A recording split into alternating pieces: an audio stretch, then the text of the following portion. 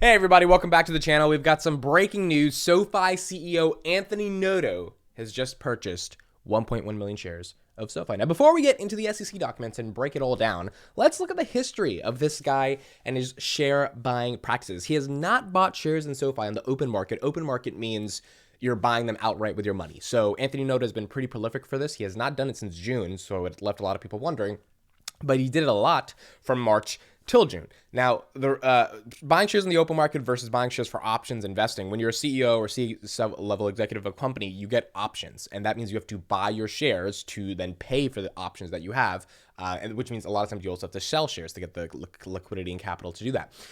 Those are structured. Those are on a schedule. Those are kind of like, that's not a big deal. If you do it, you kind of have to do it no matter what the price is.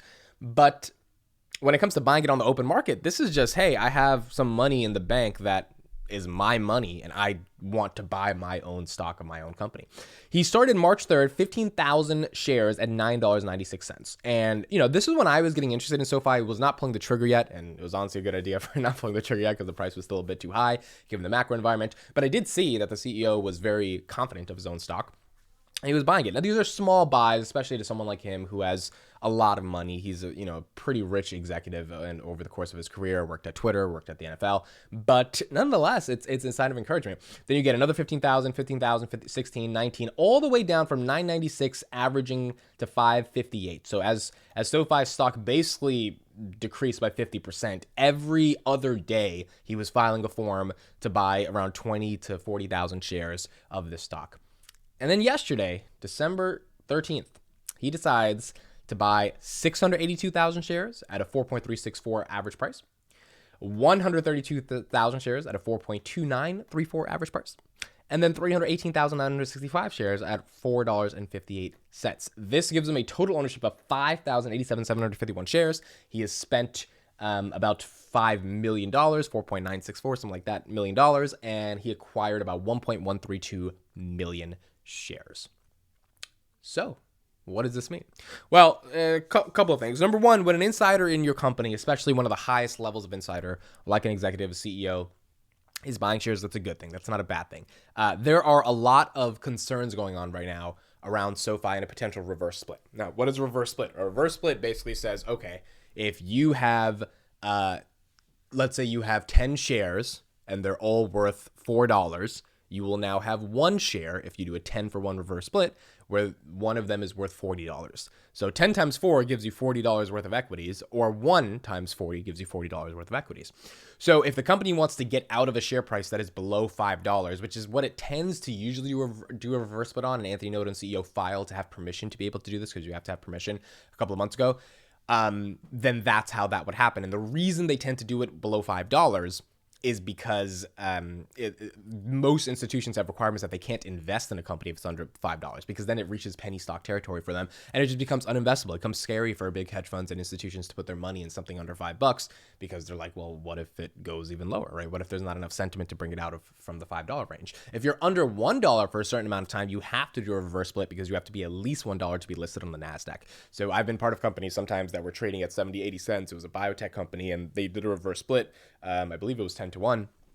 And, you just kind of see your money disappear because the reason that happens is on a reverse split, the stock goes down another 20%. It's not that it changes any of the fundamental underlying principles of the business. It just means that the company is unable to figure out a way to get their share price above a certain threshold, which is why they're relying on something arbitrary like reducing the share count through a reverse split in order to kind of make the company seem like it's a $40 stock again, even though it's not really a $40 stock. It was a $4 stock. So the conspiracy theories around a reverse split happening and around it being like a real thing, it seems to be less of a possibility with Noto buying at $4. Stock is up 10% today. And the primary reason for that is because, like, if you know a reverse split is coming and you're an executive, you probably know your stock's going to tank 10, 20% that day. Not even because it deserves to, but because that's what the market does to these companies. And by the way, SoFi had a phenomenal Q3 earnings that I covered on the channel as well. They were up, I think, like almost 18% in pre-market because they just had phenomenal growth. I mean, even the analysts couldn't ask them any questions that decreased the legitimacy of their growth. But the macro was not able to sustain the conditions for SoFi stock to continue to succeed. So as a result of that, they dropped. And that is the same thing that could happen on a reverse split. Anthony Noto buying shares makes it feel unlikely. It could still happen, but it makes it feel less unlikely. It makes them feel like they'll figure out a way to get out of this in 2023, even with a bad macro. So we'll see if that happens because he's buying shares on the open market. So that's the first piece of analysis that it gets a little bit of the reverse split stuff. Maybe, you kind of feel like maybe it's not going to happen, but it still could happen, but you kind of feel like it's not. Second of all, it shows that he's still excited for the stock. I mean, he hasn't bought shares since June. Obviously, a lot has happened in June. The price has collapsed another 20-30%. And it seems like he was waiting for those buys because Noto is one of those guys where you take him at his word. He's an old football coach. He's one of those guys where it's like you trust him when he speaks. And it's very rare to find companies where you actually trust the CEO, where they don't say one thing and then do another thing behind closed doors and never respond to that. He's one of those guys. It's part of the reason I'm invested in SoFi. I like the dude. Like at the end of the day, I like having my capital with him. In a world in which you could give your capital to a lot of people, I like giving it to SoFi, especially at a point where the company has massive potential and the CEO, I think, is the right guy to take us there.